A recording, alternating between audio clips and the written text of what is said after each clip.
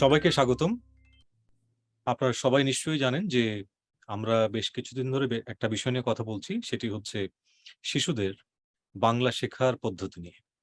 অর্থাৎ আমরা আমাদের শিশুদেরকে যেভাবে বাংলা শেখাচ্ছি সেটি কতখানি সময়োপযোগী এবং সেটি কতখানি ঠিকঠাকভাবে এগোচ্ছে কিংবা এগোচ্ছে না। আপনারা জেনে খুবই আনন্দিত হবেন যে আজকে আমরা একজন খুব বিশেষ মানুষকে আমাদের সাথে পেয়েছি। তিনি সুদূর টরন্টো থেকে আমাদের সাথে যুক্ত হয়েছেন এবং তিনি হচ্ছেন অন্টারিও প্রভিন্সের একজন সংসদ সদস্য।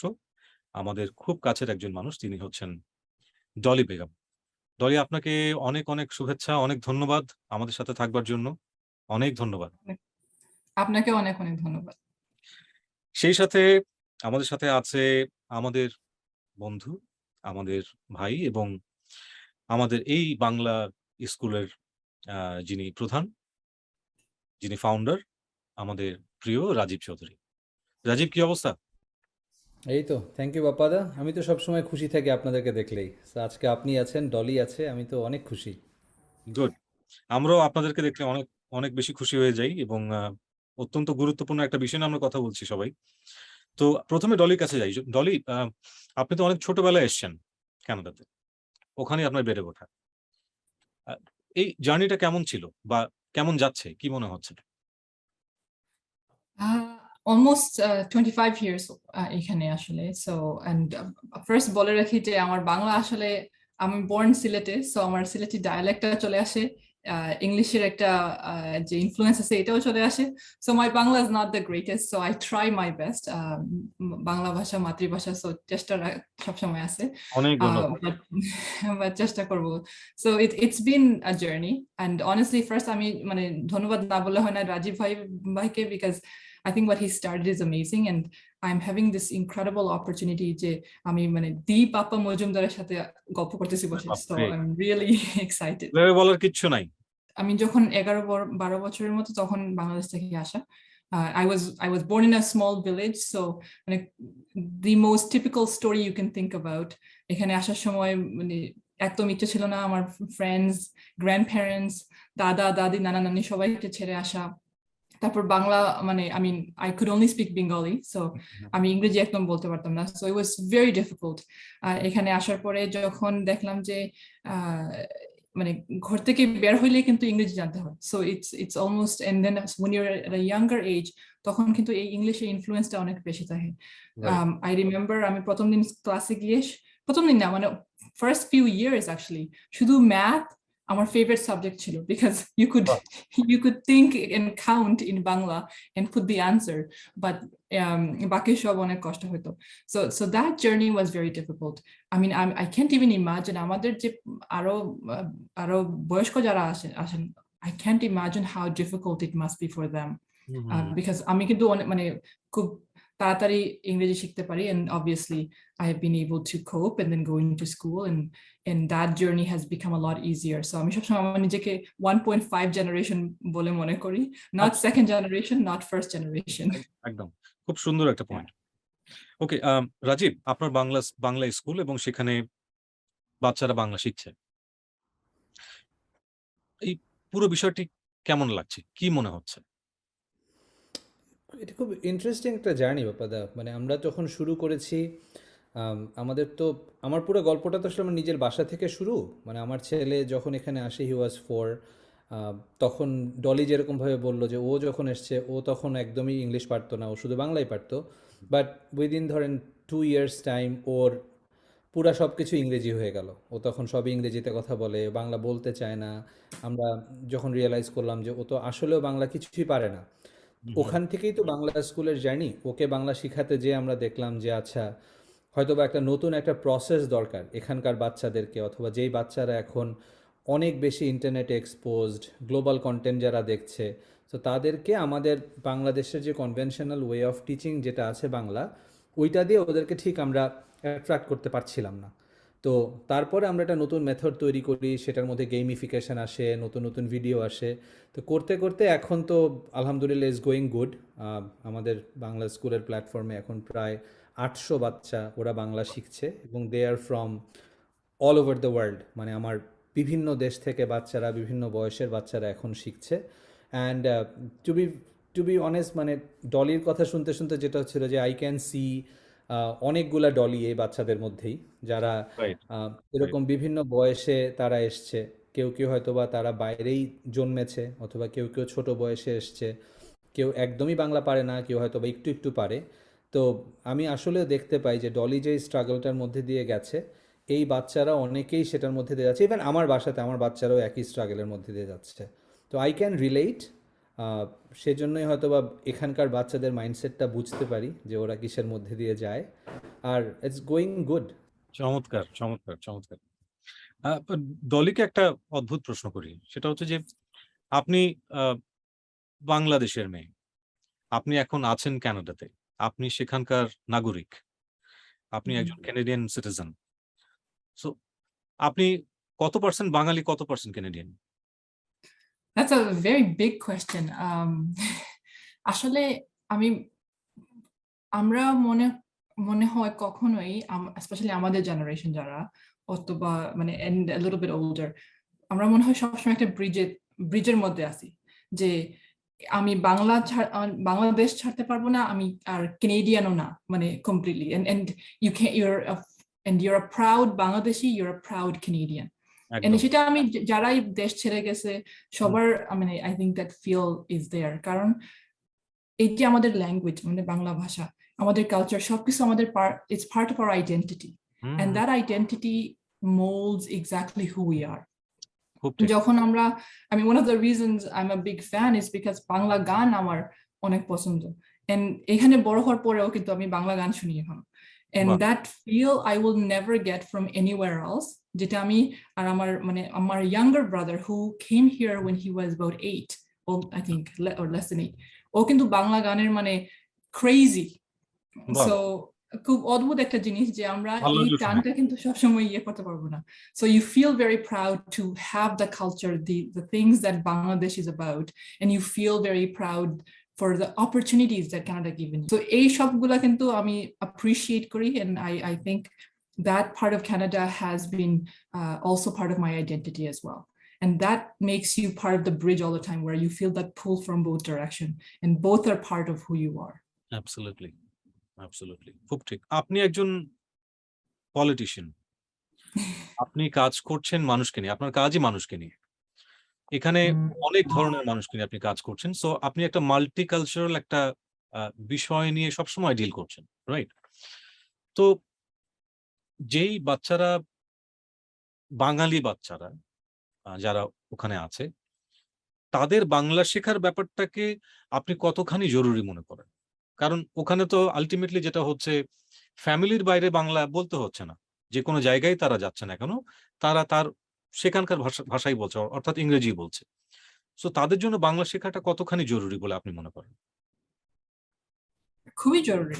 আমরা আসলে আমি নিজের মানে উদাহরণ দিয়ে বলি, যখন আসার পরে there was only one Bangla class, evening classes, যেটা মানে I think আমার মা যেটা মানে খুঁজে বের করেন, যেটা because she wanted me to continue to practice. So what happened was, after that we that doesn't really continue to allow you to চর্চা করাটা ঠিকমতো হয় না, because আধা ঘন্টা 1 ঘন্টার কিন্তু ক্লাসে weekly, that's not the type of lesson that একদম, allows you to একদম। continue. So অনেক ডিফিকাল্ট হয়, বাট এই যে because of that language অনেক ব্যারিয়ার্স কিন্তু তৈরি হয়, যে আমরা যখন এখানে কোনো সোশ্যাল সার্ভিস অথবা এনি সর্ট অফ ইস্যুস নিয়ে any problem solving, that the multicultural aspect, যেটা টরন্টোতে especially, Toronto is a very multicultural city. So সেখানে আমি মানে just recent example বলি, কোভিডের সময় অনেক ইস্যুস মানে কমিউনিটি তৈরি হয়েছে, যেটা কিন্তু language was very important. So vaccine hesitancy was a big issue, for example. সেটা যদি একটা মাল্টিকালচারাল সিটিতে, একটা মাল্টিকালচারাল শহরে, কিন্তু এই যে ল্যাঙ্গুয়েজের যে অ্যাক্সেস খুবই ইম্পর্টেন্ট। সো যখন দেখতে পেলাম যে আমাদের কমিউনিটির অনেকেই কিন্তু বুঝতে পারতেছেন না the importance of COVID safety, for example, or vaccine hesitancy, that has created a barrier where অন্যরা কিন্তু মনে করতেছে যে ওরা মানে ভ্যাকসিন পছন্দ করে না, অথবা ওরা মাস্ক পরতে পছন্দ করতেছে না, অথবা they are not understanding what's going on, and it's or they're refusing something, but the truth was they're just not understanding something, and that is a big thing, I think, for especially for multicultural community, to have access, and when we have younger generation, especially our kids, hold on to languages. Bangla school I think the way that Bangla school is doing that is so beautiful, because it's encouraging them and it's keeping them engaged through language, যেটা আমরা normally classroom setting এ করতে পারতেছি না, and we're losing a lot of kids from their own mother tongue. আমি একটু যোগ করতে চাই, কারণ আমার বাংলা স্কুলের যে জার্নিটা, আমরা তো এখন অনেক প্যারেন্টসদের সাথে আমরা কথা বলি, অনেক বাচ্চাদের সাথে আমাদের এখন যেহেতু অনেক কথাবার্তা হয়, আমরা একটা জিনিস যেটা ফিল করছি সেটা হচ্ছে যে ধরেন অনেকের কাছে মনে হয় কি বাংলা জানাটা নিডটা খুব ইমোশনাল নিড, যে আমার মানে নানা নানির সাথে কথা বলতে পারবে না, অথবা একটু বাংলা বই পড়তে পারবে না, অথবা বাংলা গান শুনতে পারবে না, এই অ্যাসপেক্টগুলো না খুব ইমোশনাল। অনেকে যেটা এখনও মিস আউট করছে সেটা হচ্ছে যে এটার জন্য একটা খুব প্র্যাকটিক্যাল অনেক ব্যাপার আছে, যে ব্যাপারগুলো মানুষের যদি ছোটোবেলা থেকেই তার একটা জিনিসকে ইরেজ করে দেয়া হয়, বড়োবেলাতে ওইটাকে ফেরত আনাটা ইজ ভেরি ডিফিকাল্ট। সো আমরা অনেকে যেটা দেখি যে ধর যারা স্পেশালি বাইরের প্যারেন্টরা, অথবা এমন বাংলাদেশেও আছে অনেক ইংলিশ মিডিয়াম প্যারেন্টস, তারা অনেক সময় আমরা দেখি দে আর হ্যাপি যে তাদের বাচ্চারা বাংলা পারছে না, মানে দে আর কাইন্ড অফ একটা প্রাইড তাদের মধ্যে আছে, আমার বাচ্চা বাংলা পারেই না, অথবা আমার বাচ্চা তো খালি ইংরেজিতেই কথা বলে। What they are totally failing to understand, যে এই বাচ্চাগুলো যখন আরেকটু বড় হয়ে যাবে, ওরা যখন টিন এজ হিট করবে অথবা আরেকটু বড় যখন হবে, তখন চেষ্টা করলে ওদেরকে কিন্তু আবার বাংলাটা শেখানো যায় না। মানে এটা আমরাও দেখছি যে আমাদের ধরেন এখন এইজ গ্রুপ যারা 5 to 11, 12 যেই বয়সটা আছে, ওই বাচ্চারা কিন্তু খুব আগ্রহ নিয়ে বাংলা শিখছে, খেলতে খেলতে বাংলা শিখে ফেলছে। বাট যখনই we are dealing with like 15-16 years old kids, তখন হয়ে যাচ্ছে ওইটা ওদের মর্জির উপর ডিপেন্ড করে, ওদের কথা হচ্ছে যে আমার কেন প্রেশার হয়ে যাচ্ছে আসলে ওদের কাছে। তো এইটার ইমপ্লিকেশনটা হচ্ছে বাচ্চাদের সাথে পেরেন্টদের টিনেজে একটা খুব বড় সড়ো একটা গ্যাপ তৈরি হয়, কমিউনিকেশন গ্যাপ। সেইখান থেকে ধরেন ওই আন্ডারস্ট্যান্ডিংয়ের প্রবলেমটা আসে, বাচ্চারা তাদের বাবা মাকে বুঝতে পারে না, বাবা মা তার বাচ্চাকে বুঝতে পারে না, সেইখান থেকে ফ্রাস্ট্রেশন তৈরি হয়, সেখান থেকে নানা রকমের মানে দুর্ঘটনা তৈরি হয়, এই ফ্রাস্ট্রেশনগুলো তৈরি হয়, সেইখান থেকে ওই যে থাকে না যে দূরত্ব তৈরি হতে হতে বাচ্চারা আইসোলেশনে চলে যায়, ওদের মধ্যে সুইসাইডাল টেন্ডেন্সি গ্রো করে, ফ্রাস্ট্রেশন আসে, ড্রাগস আসে। সো ছোটোবেলা থেকে আমরা যত বেশি কন্ট্যাক্ট পয়েন্ট তৈরি করতে পারবো বাচ্চাদের সাথে তাদের প্যারেন্টদের, সেটা এখন একটা গান হতে পারে, সেটা বাংলাদেশের ক্রিকেট খেলা হতে পারে, নাটক হতে পারে, মুভি হতে পারে, তখন এই বাচ্চাগুলো যখন টিনেজ হিট করবে তখন we will find more contact points, আমরা তখন অনেক কথা বলতে পারবো বাচ্চাদের সাথে, তখন ওই দূরত্বটা না কমে যায়। সো এই জায়গাগুলো ধরেন it's very important, it will take time to tell people, এবং তাদেরকে বোঝানো যে ঠিক আছে এগুলোও খুব ইম্পর্ট্যান্ট, শুধু ইমোশনটাই না, এখানে অনেক প্র্যাকটিক্যাল ব্যাপার স্যাপার আছে মাতৃভাষা জানার। তো আই এম শিওর লাইক ধীরে ধীরে সবাই এগুলা বুঝতে পারবে। নিশ্চয়ই নিশ্চয়ই। আর আবারও ধন্যবাদ জানাই বিশেষত রাজীবকে এই চমৎকার আইডিয়াটার জন্য এবং এই চমৎকার আয়োজনটার জন্য। কারণ আমরা হয়তো এখনো বুঝতে পারছি না যে এই পুরো আয়োজনটা আমাদেরকে কতখানি সামনে এগিয়ে নিয়ে যাবে, আমাদের বাচ্চাদেরকে কতখানি সামনে এগিয়ে নিয়ে যাবে। আমরা ভীষণ আশাবাদী এই পুরো আয়োজনটি নিয়ে। আমরা তো প্রায় শেষ দিকে চলে এসেছি। ডলিকে শুধু একটু জিজ্ঞেস করতে চাই যে বর্তমানে এখন কি ব্যস্ততা, কি নিয়ে কাজ করছেন, বাংলা নিয়ে বা বাংলাদেশ নিয়ে কি কাজ করছেন, আমরা যদি একটু জানতে পারতাম। There are a few things. So our critic portfolio যেটা আছে, because আমাদের মাত্র নতুন টার্ম শুরু হয়েছে, so just election মাত্র শেষ হলো, so আমরা শুরু করছি এখন, and I think the new term আমার same critic portfolio আগে যেটা ছিল গত মানে last year, which is immigration, citizenship, foreign credential recognition. So একটা গুরুত্বপূর্ণ কাজ যেটা similar আসলে, মানে আমরা যে টপিক নিয়ে কথা বলতেছি সেটার সিমিলারিটি আছে, বিকজ আমাদের অনেকে আছেন যারা বাংলাদেশ থেকে আসছেন, অন্য দেশ থেকে আসছেন, অনেক এডুকেটেড, বাট আনফরচুনেটলি এখানে আসার পরে ওদের ক্রেডেনশিয়াল রেকগনিশন করা হয় না। ওকে। এখন আমরা দেখতেছি আমাদের এখানে হসপিটালে হিউজ শর্টেজ, স্টাফিং শর্টেজ আছে, ডাক্তারদের, নার্সের, পিএসডব্লিউ, ডিফারেন্ট প্রফেশনের। কিন্তু আমরা এখানে মানে there are a lot of people who have come here who have great skills, but they're not being used for those credentials. And unfortunately, it's because they studied in a different language, different country, and different curriculum. But some of those people are the most genius individuals, brilliant minds who can contribute so much. So এই যে জিনিসটা, এটা আমার মানে খুব বড় একটা topic ছিল আমার। In fact, it became my passion. I think one of my biggest topics that I worked on the past 4 years. So alhamdulillah, আমি অনেক খুশি যে আমাদের প্রিমিয়ার, আমাদের এখানের হেলথ মিনিস্টার এটা খুব গুরুত্ব নিতেছেন, and I'm glad that it's actually coming to effect. So অনেক বাংলাদেশের আছেন যারা মানে nursing, doctor for example, who would be able to contribute. And একটা barrier ছিল যে language requirement, and the other barrier was যে এখানে local experience requirement. কিন্তু আপনাকে জব না দিলে কিন্তু আপনি লোকাল এক্সপিরিয়েন্স পাবেন না। That was the whole cliche, whole circular problem with this. আর আরেকটা টপিক যেটা বলবো, যেটা আমি চেষ্টা করব আমার আগামী 4 বছর টার্মে, সেটা হচ্ছে যে এখানে কিন্তু আমাদের বাবা মা ফ্যামিলি মেম্বার্স আনা অনেক কঠিন হয়ে দাঁড়াইছে। So to be able to reunite with loved ones and to make sure it's easier process. It's a long overdue, so I think that's something that I'll be working on as well. আচ্ছা, ডলির কাছে আমার শেষ প্রশ্ন। বাংলা স্কুলের সাথে আপনার এই কানেকশনের জায়গাটা কোথায়? কোথায় আপনি ওই হুকটা খুঁজে পাচ্ছেন? এটা আসলে খুবই সিম্পল, যে আমাদের যখন আমরা কোনো একটা জিনিস ইন্টারেস্টিং বানাই বাচ্চাদের জন্য, they become more engaged, they become more attracted to it. And Bangla স্কুলে একটা ক্রিয়েটিভ অ্যাপ্রোচ আছে, যেটা আপনি যখন বাংলা স্কুলের when you even watch the video for the first time, for example, যেটা আমাকে রাজীব ভাই first time দেখালো, and I think Rafia and June having that conversation, you feel like that you can also learn something from that.